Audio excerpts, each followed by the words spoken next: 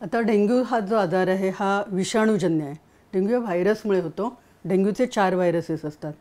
आता आपण यापूर्वी मलेरियाची चर्चा केली होती, जो पावसाळ्यातच असतो. डेंग्यूला आम्ही म्हणतो हा डिसीज ऑफ रिसिडिंग मन्सून, म्हणजे पावसाळा जातानाचा आजार आहे. म्हणजे आता होऊ हां शकतो. हां तर त्यामुळे आता आपल्याला खूप सावध राहायला पाहिजे आणि याच्यापासून वाचायला पाहिजे. तर तुम्ही योग्य वेळ निवडली आहे डेंग्यूबद्दलची चर्चा करण्यासाठी.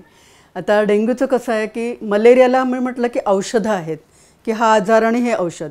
डेंग्यू हा विषाणूचा आहे, त्यामुळे डेंग्यूला स्पेसिफिक ट्रीटमेंट म्हणजे या विषाणूसाठी हे औषध असं नाही आहे. डेंग्यूची जी ट्रीटमेंट आहे ती आम्ही ज्याला म्हणतो सपोर्टिव्ह ट्रीटमेंट, म्हणजे आपलं शरीरच त्याच्याशी लढणार आहे, त्या शरीराला आपण मदत करणार आहोत. त्यामुळे डेंग्यू हा थोडासा वेगळा विषय आहे.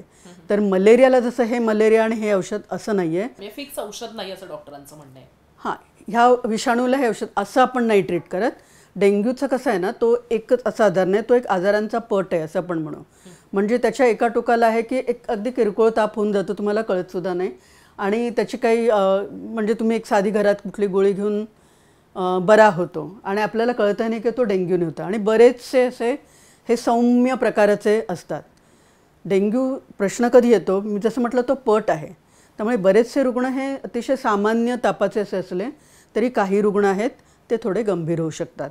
आणि मग डेंग्यू शॉक सिंड्रोम किंवा डेंग्यू हेमरेजिक फिवर, तुम्हाला ज्याची भीती वाटते म्हणतायत, तो आहे डेंग्यू हेमरेजिक फिवर, ज्याच्यामध्ये रक्तस्त्राव होतो आणि तो जो आहे तो गंभीर आहे. पण हे जे आहे ना, हे डेंग्यू एकूण डेंग्यूमध्ये त्याचं प्रमाण हे थोडं आहे, परंतु आपल्याला तिथे नाही जायचं आहे.